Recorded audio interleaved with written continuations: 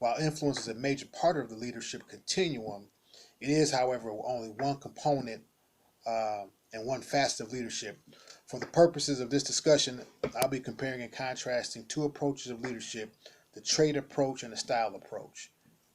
Now, the trait approach originates from the attempts to synthesize the study of leadership.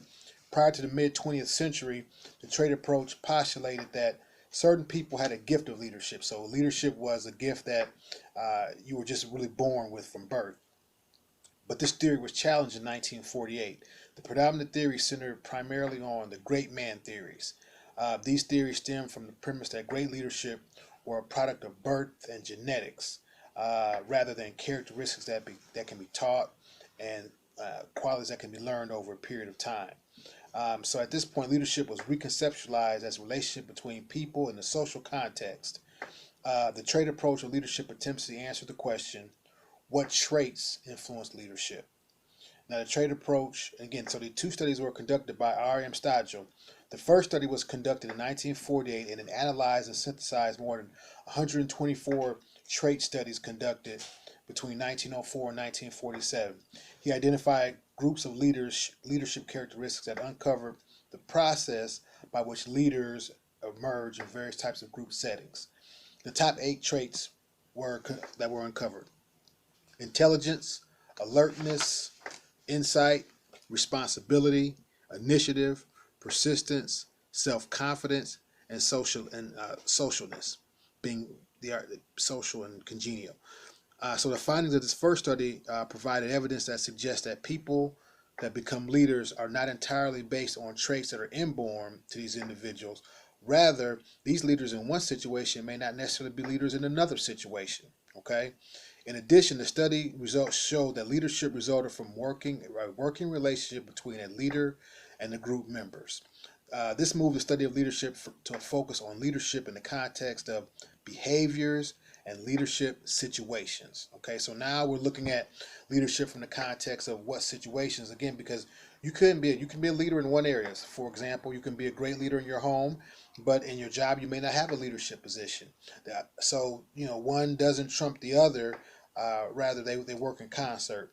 But again, those traits that that precipitate leadership are drive for responsibility and task completion, vigor and a persistence in the pursuit of goals, risk taking and originality in problem solving, drive to exercise initiative in social situations, self confidence and sense of personal identity, willingness to accept the consequences of decisions and actions, a readiness to absorb personal stress, willing to tolerate frustration and delay, ability to influence other people's behavior, capacity to structure social interaction systems to the purpose at hand.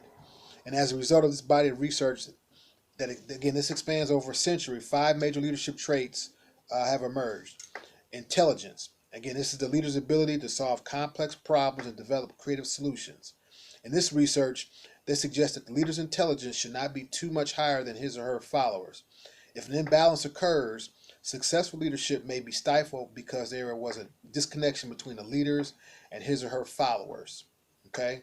The second one is self-confidence. And this is derived from the leader who is confident about his competencies, or her skills. This sense of confidence exudes from the leader and affects the followers. This shared sense of self-confidence are now transmuted into group confidence, and that aids in their leader's ability to influence the group.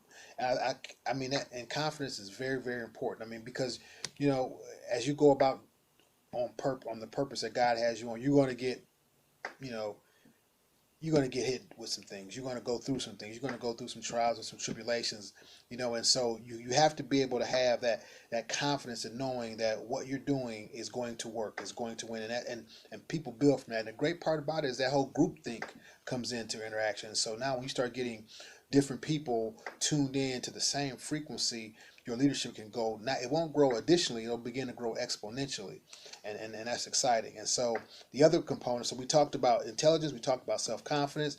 Number 3 is a determination and a persistence that you will never quit. Determination is an inspiring quality for a leader to model.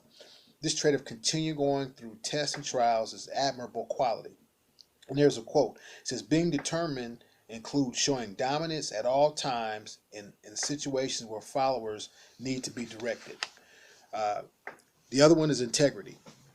And that's a trustworthiness and honesty, and they're synonymous. They're synonymous in this context. Integrity sets the leader apart, and that the leader embodies the essence of their purported ideals. And this is important. This is where you have to talk the talk and walk the walk. In short, integrity allows a leader to be followed by his or her group members. The last trait of sociability is the leader's ability that allows him or her to become more approachable by the group. Leadership can be lonely and isolating. Let me repeat that. Leadership can be lonely and isolated. So being sociable allows a leader to stay connected to the group. At its essence, the sociable leaders show empathy and compassion for group members. This trait forms a bond of caring amongst followers and the leader. And you think about all these ways for leadership. Personally speaking, I think this is one of the most important things in terms of leadership, is being sociable and interacting, because at the end of the day, the relationships are going to carry the different strategies that are in place for leadership. And so, those things are incredibly important. So that is the trait approach. Now, the style approach emphasizes the characteristics in relation to the leader and his influence to the followers. Okay, this research of leadership studies the actions of a leader towards subordinates in various situational contexts. The approach answers the question, how are leaders acting when they lead others? How are leaders acting when they lead others? While the trait approach identifies numerous behavior traits, the styles approach identified two behavior constructs that came up from this research. So you have your task behaviors and you have your relationship behaviors. And the task behaviors are very regimented. They're measurable. They're goals. They're specific outcomes, and they're measurable in that nature. And again, this styles approach has its roots in the psychodynamic, and this perspective of group influences assumes that all groups can be explained by the human instinct to combine spontaneously with others as a means to ensure species survival and protection and procreation. These leader dynamics include group members' past history and experience. This dynamic looks to bring unconscious emotional behaviors to light as a means to improve group interaction and ultimately improving group performance. So those are the things, and some of the areas that styles approach. Again, what actions influence a leader. Trait approach, what characteristics influence the leader. And the trait approach, relationship traits between people in a social context. The style approach focuses on action the leaders take in the context of people in a group setting. The major leadership traits are intelligence, self-confidence, determination, integrity, and sociability. Uh, in the styles approach, it can be applied easily to any diverse leadership situation, and there's been a lot of research and study on this approach. Okay, the 5 big personality traits from the trait approach are extroversion, conscientiousness, openness, low neuroticism. The 5 styles of leadership from the styles approach are the country club management. This person is high concern for people, low concern for production. Team management. This in this style of leadership, there's a high concern for people and a high concern for production. Middle of the road management. It has a middle of the road concern for people and a middle of the road concern for production. Then there's the authority and compliance style, which is low concern for people and high concern for production. And then the 5th and final style is impoverished management. And this is where there's a low concern for production and a low concern for people. And that's a place where you really don't want to be from a leadership standpoint. You always want to be working up that continuum. So at that point, that's what I have for now. I'm gonna cut it off here, but there is more information that you can get from our website, and you can go to LTIenterprises.com. Again, that email address is www.ltienterprises.com, and we have this information in its entirety. I tell you, Dr. Shields has done some great things in his writing on, again, comparing, contrasting the leadership change. It's a great read, and I tell you, I really highly recommend that you go out and get this and look through it. It's free. We want to share this information. I tell you, a lot of this information that we're sharing, I mean, it's really very important to what we do, getting the word out and looking at these things until we become better at what we do and have a greater impact in our communities, with our families, and in our churches.